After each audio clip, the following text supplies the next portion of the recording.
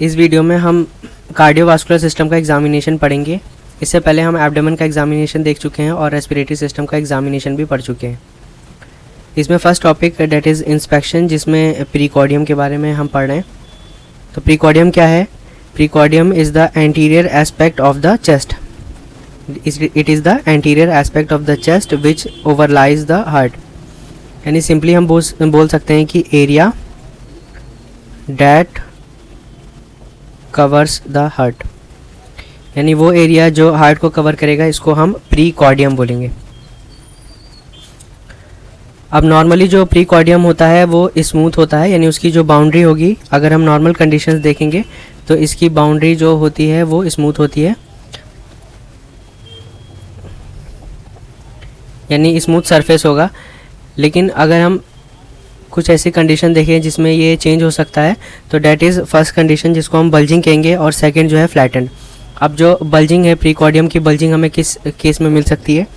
Enlarged heart के case में, अगर हार्ट का एनलार्जमेंट हो चुका है। इसके अलावा पेरिकार्डियल इफ्यूज़न,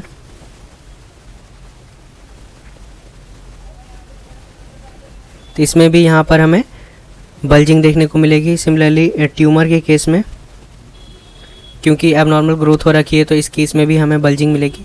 और फ्लैटेंड किस केस में मिल सकते हैं? फ्लैटेंड मिल सकता है, it can be due to congenital deformity, यानी कोई बर्थ डिफेक्ट हो, और ये हमें ओल्ड प्लूरल और पेरिकार्डियल इफ्यूजन में भी मिल सकता है। सिमिलरली ये हमें फाइब्रोसिस ऑफ लंग्स के केस में भी देखने को मिल सकता है। ना इंस्पेक्शन में जो नेक्स्ट टॉपिक होगा वो होगा dilated veins over the chest. तो चेस्ट वॉल जो है उस पर अगर हमें डायलेटेड वेन्स मिल रही हैं, तो ये हम एब्डोमेन में भी देख चुके थे कि एब्डोमिनल एग्जामिनेशन में भी डायलेटेड वेन्स मिल सकती हैं। लेकिन अगर हमें चेस्ट पे मिल रहा है तो वो क्या कंडीशंस हो सकती हैं? तो हम जानते हैं आमतौर पे जो ऑब्स्ट्रक्शन हुआ करता है उस केस में जो वेन्स होती हैं वो डायलेट हो जाती हैं। तो फर्स्ट कंडीशन हम देख रहे हैं कि इंट्राथोरैसिक ऑब्स्ट्रक्शन। तो अगर इंट्राथोरैसिक ऑब्स्ट्रक्शन होता है तो उस केस में हमें डायलेटेड वेन्स देखने को मिल सकती हैं। Similarly superior and inferior vena cava, तो अगर superior vena cava and inferior vena cava, ये दोनों केस जो हैं, अगर इनका ऑब्स्ट्रक्शन होता है तो इस केस में भी वेन्स डायलेट हो जाएंगी। और हार्ट फेलियर के केस में वेन्स डायलेट हो सकती हैं। अब हमें ऊपर से देखना होगा चेस्ट को कि कहीं वहाँ पर कोई स्कार मार्क तो नहीं है, या फिर कोई और मार्क, साइनसेस वगैरह तो नहीं है। तो स्कार मार्क हमें किस केस में देखने को मिलेंगे? हमें स्कार मिल सकता है, जैसे अगर कोई वुंड होगा तो वुंड की वजह से हो सकता है, और अगर कोई कार्डियक सर्जरी हुई हो पहले तो उस केस में भी हमें स्कार मार्क देखने को मिल सकता है। और अगर हम साइनसेस की बात करें तो साइनसेस जो कॉमनली ड्यू टू और ट्यूबरक्लोसिस होते हैं, these are due to tuberculosis.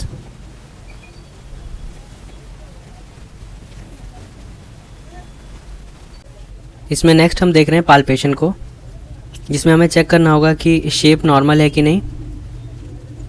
उसके अलावा हम टेंडरनेस को देखेंगे,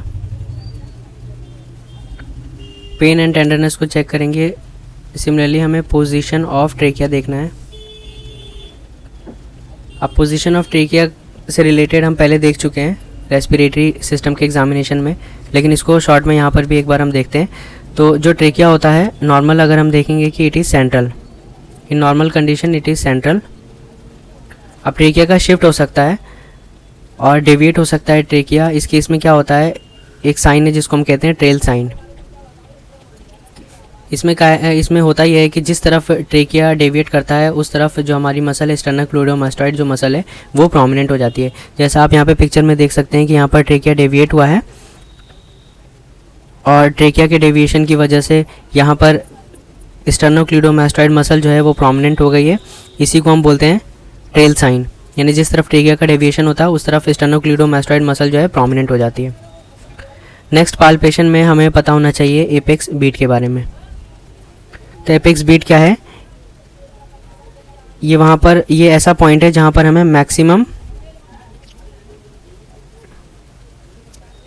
कार्डियक इम्पल्स फील होता है। तो ये वो पॉइंट होगा, ये वो जगह होगी जहाँ पर हमें मैक्सिमम कार्डियक इम्पल्स जो है वो फील होगा। और अगर इसकी पोजीशन की बात करें तो इसका लोकेशन होता है 5th left intercostal space and that is on mid clavicular line. यानी मिड क्लेविकुलर लाइन पे 5th लेफ्ट इंटरकॉस्टल स्पेस की अगर बात करेंगे तो यहाँ पर हमें एपेक्स बीट देखने को मिलेगा। और अगर यही 5th राइट इंटरकॉस्टल स्पेस होता और यहाँ पर मिड क्लेविकुलर लाइन ही होती तो इससे रिलेटेड हमने पहले भी देख रखा है एब्डोमेन एग्जामिनेशन में कि इससे रिलेटेड लीवर डलनेस होता है। तो apex beat is left side और लीवर डलनेस जो है राइट साइड है, दोनों 5th इंटरकॉस्टल स्पेस में हमें देखने को मिलेंगे। अब एपेक्स बीट जो है इसको हम किस तरीके से पाल्पेट करने वाले हैं, तो अगर हम इसके पाल्पेशन की बात करते हैं, we are talking about palpation of apex beat. तो यहाँ पर ये आपको पिक्चर्स दिख रहे हैं कि हमें 5th लेफ्ट इंटरकोस्टल स्पेस पर जाना है और यहाँ पर पाल्पेट करने की कोशिश करनी है। इस पोजीशन को, ये सुपाइन पोजीशन है जो ए वाला है, और जो बी पार्ट है this is left lateral position.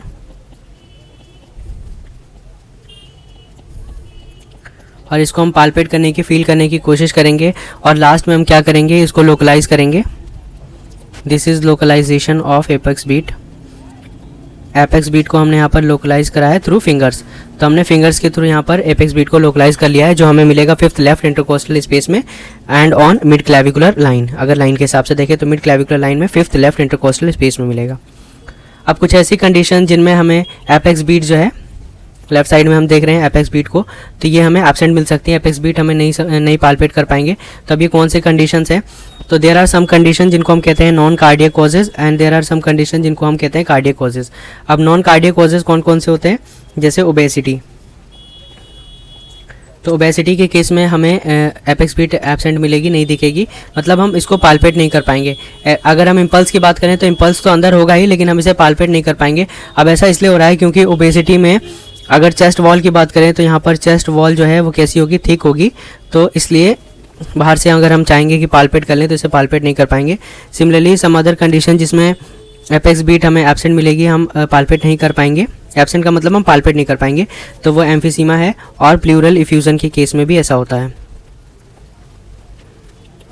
तो ये कौन से केसेस हैं, these are non cardiac causes. अब कुछ ऐसे कॉजेज हैं जिनको हम कार्डियक कॉजेज कहते हैं, तो उसमें एक है जिसको कहेंगे डेक्स्ट्रो कार्डिया।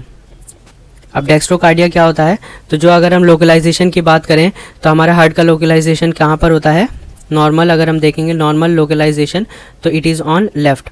लेकिन कंजेनाइटल कॉजेज़ में क्या हो सकता है कि रेयर कंडीशन है, लेकिन ऐसा हो सकता है कि जो कंजेनाइटली ऐसा हो सकता है कि ये लेफ्ट ना होकर कंजेनाइटल कंडीशन में इसका लोकलाइजेशन राइट में हो। तो अगर राइट में होगा, इसी को हम डेक्स्ट्रोकार्डिया बोलेंगे। तो इस केस में क्या होने वाला है, हमें इम्पल्स लेफ्ट में नहीं सुनाई देगी, क्योंकि एपेक्स जो है वो लेफ्ट में है ही नहीं, तो हमें वहाँ पर इम्पल्स हमें यहाँ पर पल्सेट हम नहीं कर पाएंगे। इसके अलावा cardiomyopathies, cardiomyopathy and coronary artery disease,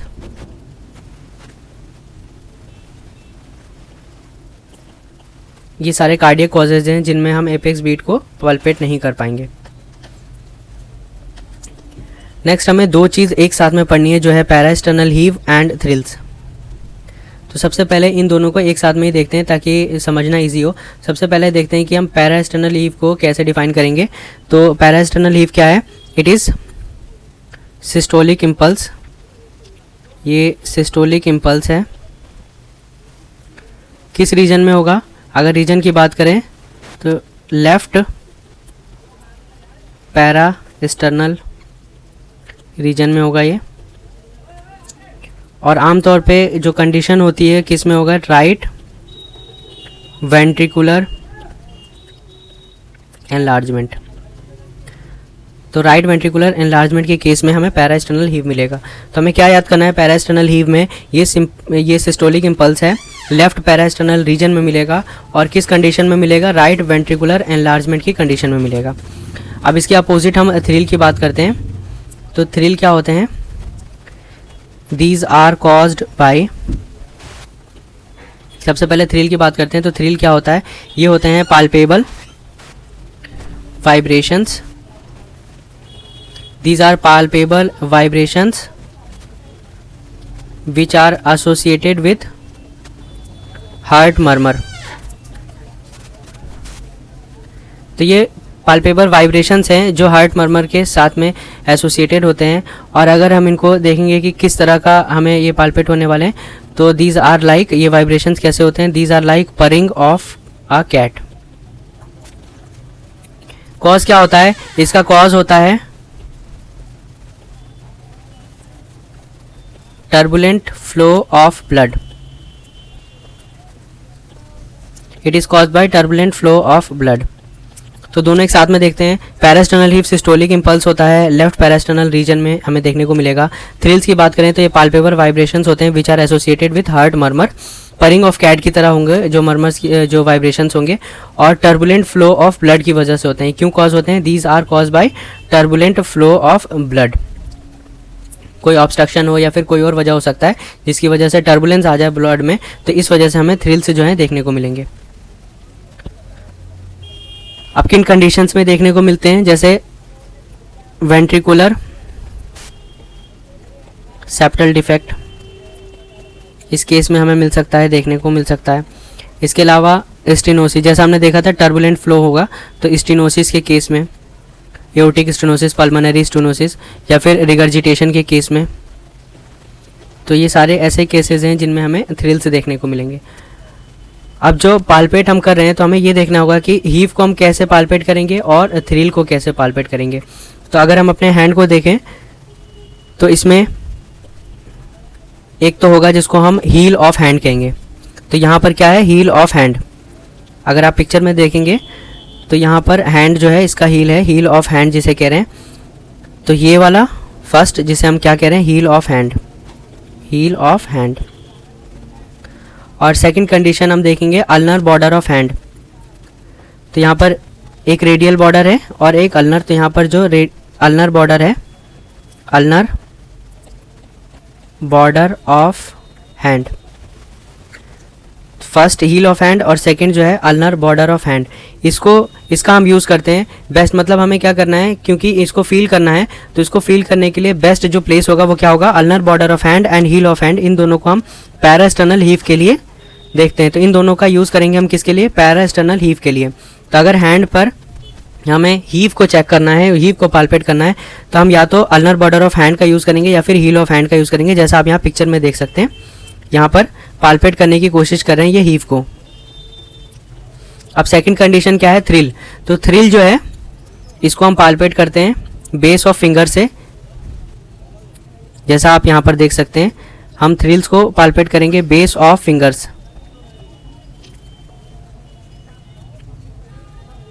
यानी पाम ऑफ हैंड। जैसा आप यहाँ पर ये जो येलो कलर में देख रहे हैं, थ्रिल्स को हमें ऐसे पाल्पेट करना है। कहाँ से? बेस ऑफ फिंगर से। तो अब इन दोनों में हमें फ़र्क समझ में आ गया कि अगर हमें पैरास्टर्नल हीव को पाल्पेट करना है तो या तो अल्नर बॉर्डर ऑफ हैंड का या फिर हील ऑफ हैंड का यूज़ करेंगे, और अगर हमें थ्रिल को पाल्पेट करना है तो हम बेस ऑफ फिंगर्स का यूज़ करेंगे। याद करना ईजी है, हील ऑफ हैंड एच से है और एच से ही हीव भी होता है। तो आप ऐसे याद कर सकते हैं कि H for heave and H for heal of hand, और जो सेकंड कंडीशन होगी वो होगा बेस ऑफ फिंगर्स का, जिसे हम पाम ऑफ हैंड कहेंगे, जो थ्रिल के लिए होगा।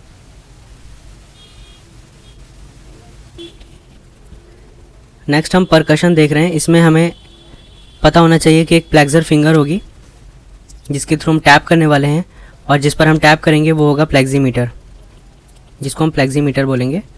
और टैप करके हमें नोट चेक करना होगा। अब नोट जो है वो अलग अलग हो सकता है, जैसे रेजोनेंट नोट हो, डल नोट भी हो सकता है, तो डिपेंड करेगा। तो जहाँ पर जैसे हार्ट के लिए, लिवर के लिए ये सब डल नोट आने वाला है, तो हम इसको कैसे करने वाले हैं? परकस इसको करेंगे और देखेंगे किस तरह का नोट हमको समझ में आ रहा है। अब जो सीवीएस एग्जामिनेशन है, कार्डियोवास्कुलर सिस्टम का एग्जामिनेशन, इसमें परकशन उतना ज़्यादा इंपॉर्टेंट नहीं है, लेकिन आमतौर पे हम इसको बाउंड्रीज ऑफ हार्ट जो होती हैं, बाउंड्रीज ऑफ हार्ट, इसके लिए परकस करके हम चेक करते हैं। तो आमतौर पे बाउंड्रीज ऑफ हार्ट पता करने के लिए हम परकशन करते हैं। तो हमें करना क्या होगा? हमें जैसे लेफ़्ट साइड से स्टार्ट करते हुए परकस करना स्टार्ट करना होगा, और परकस करते हुए हम अगर इधर आते हैं तो क्या होने वाला है, पहले तो ये रेजोनेंट नोट होगा, जो नोट होगा रेजोनेंट होगा, क्यों, लंग्स की वजह से। लेकिन जब हम करते जाएंगे, जैसे ही हमारे पास में बॉर्डर आने वाला है, हार्ट का बॉर्डर आने वाला है, तो वहाँ पे हमें डल नोट मिलेगा। और जब हमें डल नोट मिले तो हमें वो पॉइंट को मार्क कर लेना है। सिमिलरली फिर ऊपर की तरफ और इंटरकोस्टल स्पेसेस और अलग अलग जगह पर हम दोबारा से परकस करेंगे, फिर से वैसा ही होने वाला है। पहले हमें रेजोनेंट नोट मिलेगा और उसके बाद जहाँ पर बाउंड्री होगी हमारे हार्ट की, वहाँ पर डल नोट मिलेगा। तो अगर हम इसी तरीके से करते गए तो हमारे पास में ऐसे ही इन पॉइंट्स को मिलाकर हार्ट की बाउंड्री बन जाएगी। ये देखिए, अगर ये पूरी बाउंड्री है तो ये हमारे पास में हार्ट की पूरी बाउंड्री बन जाएगी। अगर जब हम इन पॉइंट्स को मिलाएंगे तो इस तरीके से हम पता लगा सकते हैं कि हार्ट की बाउंड्री क्या है। अब हमें एक और चीज़ ध्यान में रखनी है कि यहाँ पर 5th लेफ़्ट इंटरकोस्टल स्पेस, तो जब हम 5th लेफ़्ट इंटरकोस्टल स्पेस की बात करेंगे मिड क्लेविकुलर लाइन पे, तो ये एपेक्स बीट को करस्पॉन्ड करेगा। और सिमिलरली अगर हम 5th राइट इंटरकोस्टल स्पेस की बात करेंगे, 5th राइट इंटरकोस्टल स्पेस, तो ये क्या करस्पॉन्ड करेगा, it will correspond to liver dullness. तो यहाँ पर हमें लीवर डलनेस मिलेगा। तो ये चीज़ें हमें ध्यान में रखनी होगी कि कहाँ पर हमें एपेक्स बीट मिलने वाला है, किस जगह पे लीवर डलनेस मिलने वाला है, और डलनेस जो हार्ट के जो बाउंड्रीज़ है उसका डलनेस हमें कहाँ मिलने वाला है। तो ये सब परकशन के थ्रू हमें पॉइंट आउट करना होगा। नेक्स्ट हम देख रहे हैं ऑस्कल्टेशन। तो जब भी हम ऑस्कल्टेशन की बात करते हैं हमें पता है कि हमें क्या कहना है, स्टेथोस्कोप का यूज़ करना है। तो थोड़ा सा स्टेथोस्कोप को देख लेते हैं कि किस तरीके का होगा।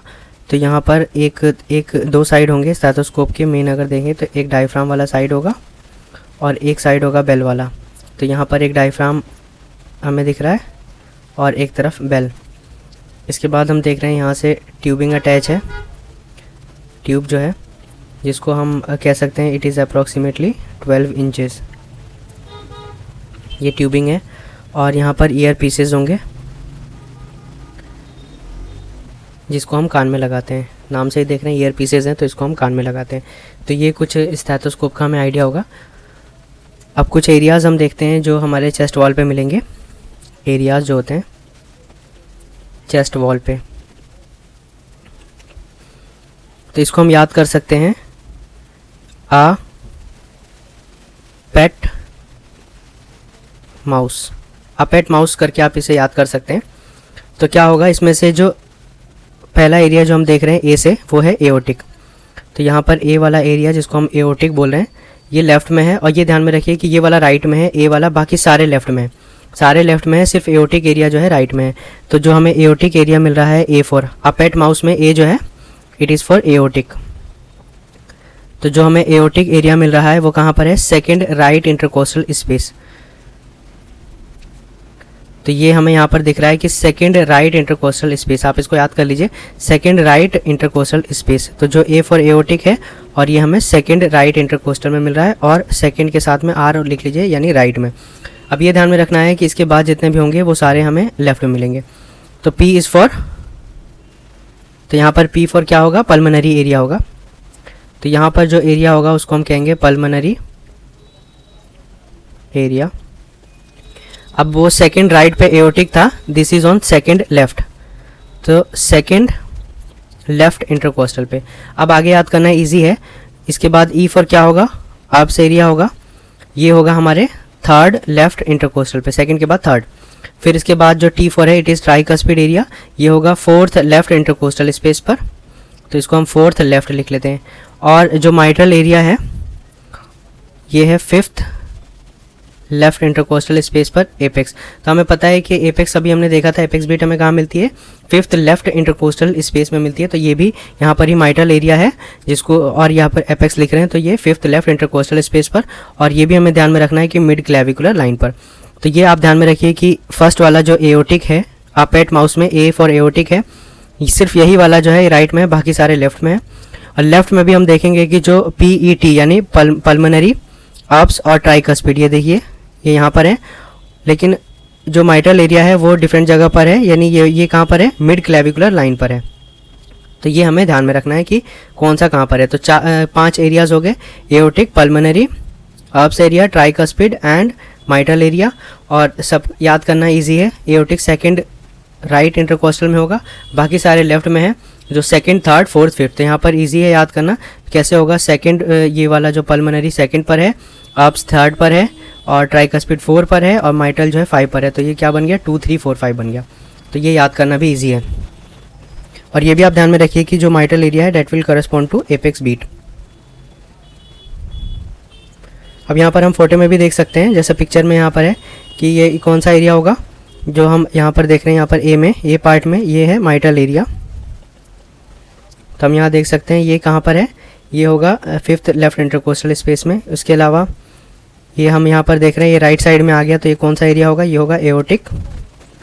और ये अब्स एरिया जो है थर्ड वाला। अब हम ऑस्कल्टेशन में हार्ट साउंड्स को स्टार्ट कर रहे हैं। तो हार्ट साउंड में हम देखेंगे कि there are 4 heart sound, there are 4 heart sounds, 4 heart sound है। एस जैसा यहाँ पर लिखा हुआ है, S1, S2, S3, S4। सबसे पहले हम एक टेबुलर फॉर्म में इसको चारों को एक साथ में देखेंगे, ताकि एक दूसरे से हम डिफ्रेंशिएट कर सकें और जो सिमिलैरिटीज़ हैं, जो डिफरेंसेस है वो देख सकें।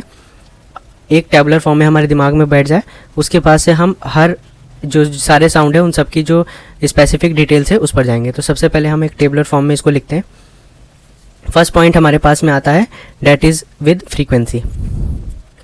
तो जब हम फ्रीक्वेंसी की बात कर रहे हैं तो S1, S2, S3, S4 इनमें क्या है, S1 और S2 जो है ये हाई फ्रीक्वेंसी के हैं, high frequency S1 and S2 is of high frequency, और S3 and S4 is of low frequency and S4 is of low frequency. तो इसमें हमें क्या सिमिलरिटीज़ और क्या डिफरेंस दिखा, फ्रीक्वेंसी के हिसाब से S1 और S2 हाई फ्रीक्वेंसी के हैं और S3 एंड S4 जो है लो फ्रीक्वेंसी का है।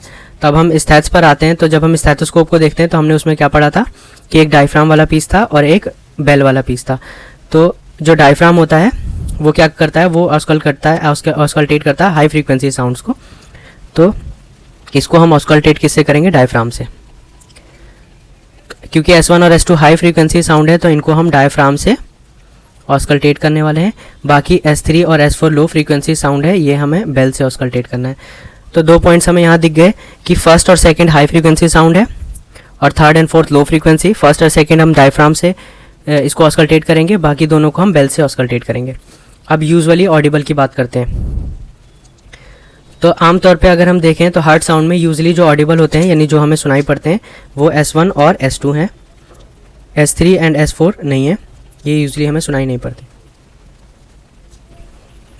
नाउ प्लेस की बात करें तो अभी हमने प्लेस भी देखा था कौन कौन से एरिया थे, तो कहाँ पर ये बेस्ट एप्रिशिएटेड होंगे। तो S1 जो है बेस्ट एप्रिशिएटेड कहाँ पर होगा, माइटल एरिया पर। तो जो हमने अप एट माउस करके याद करा था, तो माइटल एरिया पर S1 होगा। और S2 जो है एओर्टिक एंड पल्मोनरी एरिया पर। और थर्ड और फोर्थ का तो हमने देखा कि आमतौर पे ये ऑस्कल्टेट नहीं होते। तो best appreciated S1 is for mitral area and aortic and pulmonary area जो है S2 के लिए। अब देखते हैं कि ये साउंड जो है किस वजह से आते हैं। तो S1 का कॉज क्या होता है, it is due to closure of mitral and tricuspid valves. तो अगर हार्ट के बारे में अगर हमने पहले से पढ़ रखा है तो हम जानते हैं कि हार्ट में एट्रिया होते हैं, वेंट्रिकल्स होते हैं, और एट्रियो और वेंट्रिकल के बीच में एट्रियो वेंट्रिकुलर वाल्व्स होते हैं। तो उसमें ही हम देखे थे कि एक माइटल वाल्व होता है और एक ट्राइकस्पिड वाल्व होता है।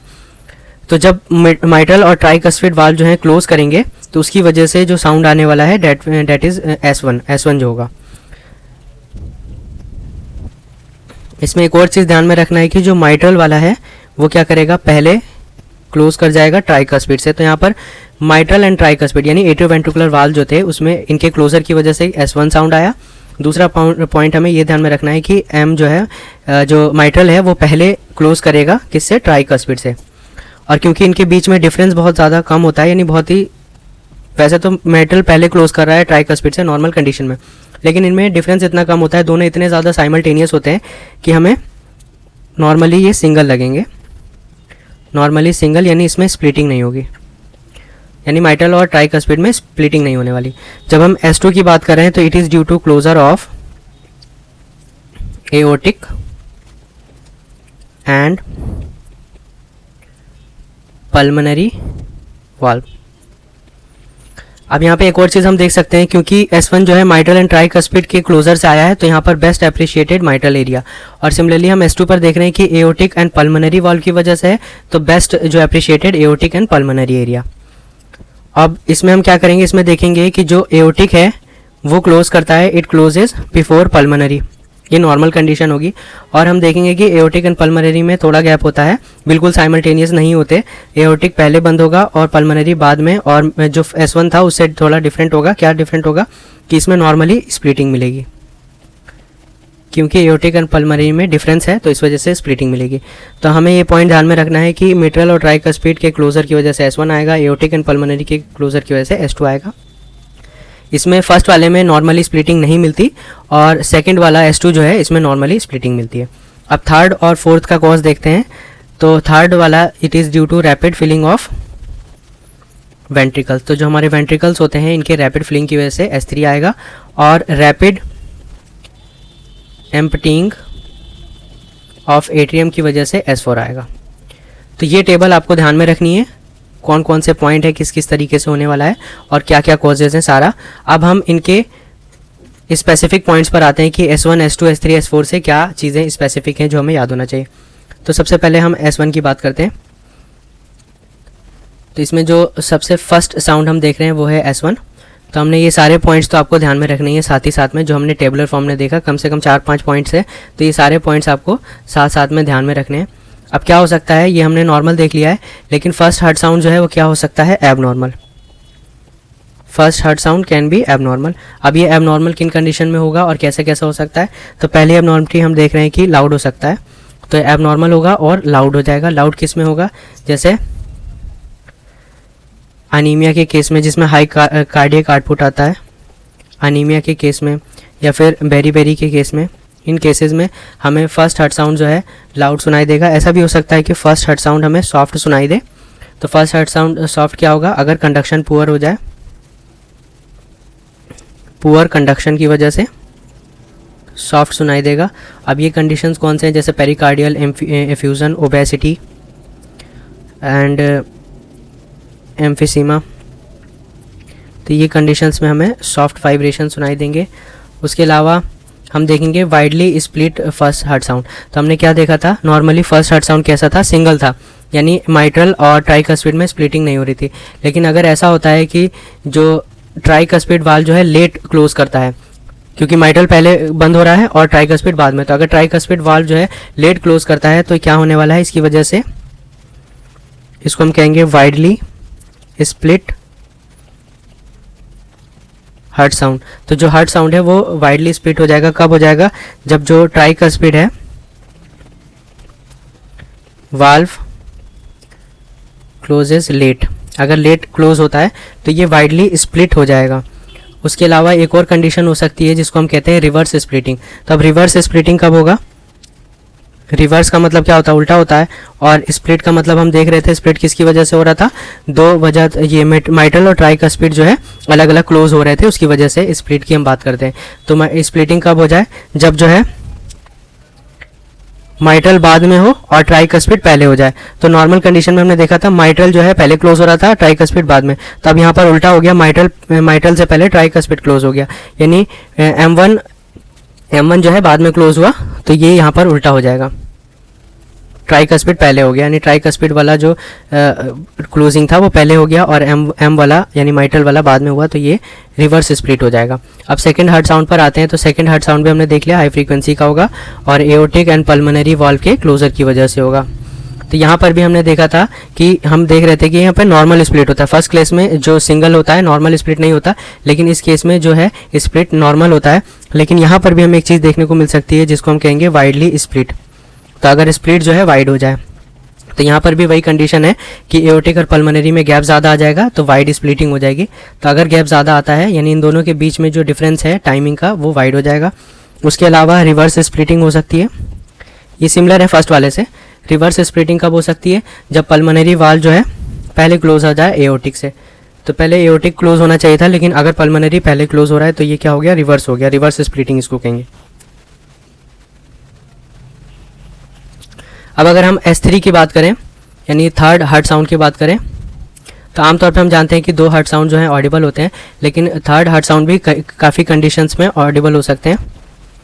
तो it can be heard in conditions. अब कौन कौन से कंडीशंस में इन्हें हम सुन सकते हैं, तो ये कंडीशंस होंगे, ये नॉर्मल कंडीशन होंगे, that is up to 30 years, 30 years के एज में नॉर्मली सुनने को मिल सकता है। उसके अलावा ख़ास जैसे एथलीट्स के केस में, और अगर कोई एथलीट है या फिर प्रेगनेंसी के केस में ये सुनने को मिल सकते हैं। और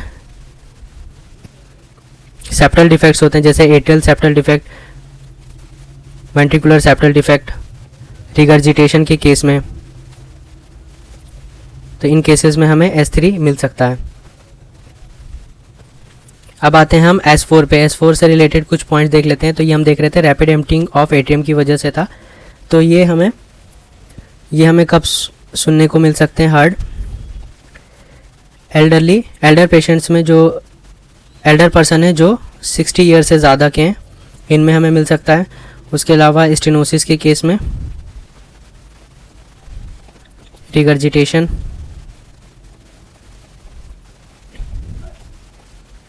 हाइपरटेंशन, तो ये सारे ऐसे केसेस हैं जिसमें हमें S4 सुनने को मिल जाएगा। तो ये हमने सारा देख लिया, S1, S2, S3 और S4।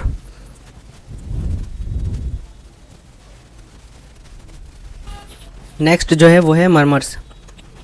तो मर्मर्स क्या होते हैं, these are abnormal heart sound. तो ये हार्ट के वो साउंड्स हैं जो कैसे होते हैं, एबनॉर्मल होते हैं। And these are caused by vibrations of valves के वाइब्रेशन से, और वॉल ऑफ हार्ट और ग्रेट वेसल्स। तो इनके वाइब्रेशन की वजह से क्या होने वाला है, मर्मर्स प्रोड्यूस होने वाले हैं, और ये एबनॉर्मल हार्ट साउंड्स होंगे। अब ये मर्मर जो हैं सिस्टोलिक हो सकते हैं, and these can be diastolic. तो यहाँ पर S1, S2, S3, S4 इस तरीके से होता है। तो अगर हम यहाँ पर S1 लिखते हैं, S2 लिखते हैं, और फिर उसके बाद S3, S4 होगा, और फिर दोबारा S1 और S2 लिखते हैं नेक्स्ट बीट के हिसाब से। तो यहाँ पर क्या होने वाला है, अगर S1 के बाद और S2 के पहले ये होने वाला है, यानी between first and second heart sound, इसको हम क्या बोलेंगे, between first and second heart sound, तो इसको हम क्या बोलते हैं, सिस्टोलिक बोलते हैं। तो नहीं, सिस्टोलिक कौन सा होगा, सिस्टोलिक वो होगा जो S1 के बाद और S2 से पहले हो, यानी first and second heart sound के बीच में हो। अब डायस्टोलिक क्या होगा, diastolic is between second and first heart sound, यानी सेकंड और फर्स्ट हार्ट साउंड के बाद है। डैट मीन्स सेकंड के बाद और फर्स्ट से पहले। तो सेकंड के बाद हो और फर्स्ट से पहले हो, इसको हम डायस्टोलिक कहेंगे। सिस्टोलिक S1 के बाद S2 से पहले, और डायस्टोलिक S2 के बाद और S1 से पहले। तो ये सेकंड वाले से हम फर्स्ट और सेकंड 2 बीट्स होंगे, उसके बीच का हम बात करें। अब ये मर्मर्स होते क्यों हैं, इनके प्रोडक्शन का कॉज क्या होता है। तो इनका अगर हम प्रोडक्शन की बात करें तो 2 वजह हो सकता है। अगर ब्लड फ्लो हो रहा हो, यानी फ्लो थ्रू एबनॉर्मल ओरिफिस। तो अगर ओरिफिस में प्रॉब्लम हो, उसमें एबनॉर्मल हो, इसकी वजह से, और उसमें ब्लड फ्लो हो, तो ये कॉज हो सकता है, जैसे माइट्रल स्टेनोसिस और रिगर्जिटेशन। तो माइट्रल स्टेनोसिस एंड रिगर्जिटेशन, तो यहाँ पर क्या हो रहा है, जो ओरिफिस है, जो ओपनिंग है, उसमें कुछ प्रॉब्लम आ रही है और उसके थ्रू ब्लड फ्लो हो रहा है, तो इसकी वजह से मर्मर डेवलप होगा। और सेकंड कंडीशन जो है, ओरिफिस नॉर्मल है लेकिन ब्लड जो वेलोसिटी है, वेलोसिटी इज़ हाई। तो जो हमारा फ्लो हो रहा है उसकी वेलोसिटी अगर हाई हो तब भी हो सकता है, जैसे अनीमिया और हाइपरकाइनेटिक स्टेट्स। तो मेनली हम दो पार्ट्स में से डिवाइड कर सकते हैं। अगर ओरिफिस एबनॉर्मल हो जैसे स्टेनोसिस एंड रिगर्जिटेशन, और ओरिफिस नॉर्मल हो लेकिन वेलोसिटी हाई हो, तो अनीमिया एंड हाइपरकाइनेटिक स्टेट्स में ऐसा हमें देखने को मिलेगा। अब एक खास टाइप के मर्मर्स हैं जिनको हम कहते हैं इनोसेंट मर्मर्स। अब ये इनोसेंट मर्मर्स क्या होते हैं? These are soft systolic murmurs without any cardiac abnormality.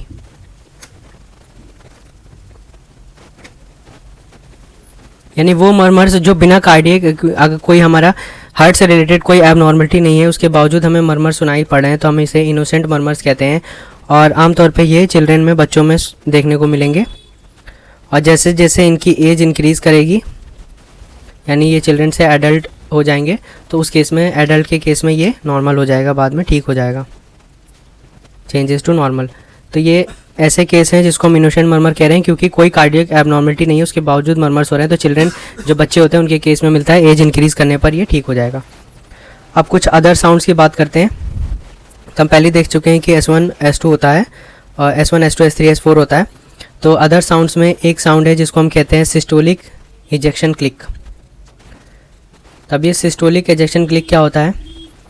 It is produced due to opening of semilunar valve. तो S1 में हमने क्या देखा था? S1 में हमने देखा था मिट्रल एंड ट्राइकस्पिड वाल्व जो होते हैं उनके क्लोजर की वजह से था। तो यहाँ पर एक मिट्रल वाल्व था और ट्राइकस्पिड वाल्व था, और इनके क्लोजर की वजह से हमें S1 मिल रहा था। लेकिन सिस्टोलिक एजेक्शन क्लिक की बात कर रहे हैं। अब क्या होगा, जब हमारा ब्लड जो है मिट्रल एंड ट्राइकस्पिड के थ्रू जाएगा और इसका क्लोजर हो जाएगा, तो फिर क्या होने वाला है? ब्लड आगे बढ़ेगा, तो क्या होने वाला है? ओपनिंग होने वाली है सेमिल्यूनर वाल्व की, और इसके थ्रू ब्लड जो है हार्ट से बाहर जाएगा। तो इसको हम, इसकी वजह से, यानी जब ये ओपनिंग होगी सेमिल्यूनर वाल्व की, तो इसकी वजह से जो प्रोड्यूस होने वाला है उसको हम सिस्टोलिक एजेक्शन क्लिक बोलेंगे। और ये होता क्या है? This is high pitched click like sound. तो ये साउंड क्लिक की तरह होगा और हाई पिच्ड होगा, इसी वजह से हमें सिस्टोलिक एजेक्शन क्लिक कह रहे हैं। और S1 के बाद आ रहा है सिस्टोलिक, और ये कहाँ कब आएगा? ये आएगा S1 के बाद आएगा, और ये हमें बेस्ट हर्ड कहाँ पे सुनाई देगा बढ़िया से? एओर्टिक और पल्मोनरी एरिया पर। आप यहाँ पे देख सकते हैं, जैसे सेमिल्यूनर वाल्व्स की हम बात कर रहे हैं, तो कहाँ पे अच्छा सुनाई देगा? एओर्टिक एंड पल्मोनरी एरिया पर। इसके बाद S2 भी हम जानते हैं पहले से ही क्या होता है। Next is opening snap. तो एक होगा जिसको हम ओपनिंग स्नैप कह रहे हैं। ये कब हमें सुनाई पड़ेगा? ये हमें सुनाई पड़ेगा बिटवीन S2 एंड S3। कब सुनाई पड़ेगा? ये हमें सुनाई पड़ेगा माइट्रल और ट्राइकस्पिड स्टेनोसिस के केस में। और अगर इसकी कैरेक्टरिस्टिक्स की बात करें तो ये हाई पिच्ड होगा, लाउड स्नैप, जैसे स्नैपिंग साउंड हो, स्नैप या फिर क्लिकिंग, स्नैपिंग और क्लिकिंग शार्प साउंड होगा। और अगर इसकी बात करें कि बेस्ट हार्ड वाला पॉइंट जो है, यानी कहाँ पर ये बेस्ट हार्ड है, कहाँ पर सबसे बढ़िया ये सुनाई पड़ेगा, तो दैट इज एपेक्स बीट। तो यहाँ पे हमने दो देखा, एक है सिस्टोलिक एजेक्शन क्लिक जो सेमिल्यूनर वाल्व्स की ओपनिंग की वजह से है, high pitch click like sound है, जैसा नाम से देख रहे हैं एजेक्शन क्लिक है तो क्लिक की तरह साउंड होगा। और क्योंकि सेमिल्यूनर वाल्व से रिलेटेड है तो एओर्टिक और पल्मोनरी पे बढ़िया सुनाई देता है। और एक है ओपनिंग स्नैप जो S2 के बाद और S3 के पहले आएगा। मिट्रल और ट्राइकस्पिड स्टेनोसिस के केस में ये हमें मिल सकता है, ये भी हाई पिच्ड होगा, स्नैप या क्लिक की तरह साउंड होगा, और एपेक्स बीट पे हमें बेस्ट हार्ड होगा। इसके अलावा होता है एक और देख लेते हैं जिसको हम पेरिकार्डियल रब बोलते हैं। इट इज़ पेरिकार्डियल रब। तो ये नाम से ही पता लग रहा है, एक तो पेरिकार्डियल लिखा हुआ है और दूसरा रब, यानी रबिंग से कुछ रिलेटेड होगा। तो ये स्क्रैची साउंड होगा, और आमतौर पे जैसे इन्फ्लेमेशन की कंडीशंस होती है उसमें हमें मिल जाएगा, जैसे पेरिकार्डाइटिस। तो अगर पेरिकार्डाइटिस है, इन्फ्लेमेशन है, तो इस केस में हमें ये रबिंग साउंड मिलेगा, स्क्रैची साउंड होगा, रबिंग पेरिकार्डियल रब इसको कह रहे हैं। तो ये रबिंग साउंड या फिर स्क्रैची साउंड होगा जो पेरिकार्डाइटिस यानी इन्फ्लेमेशन के केस में हमें देखने को मिलेगा।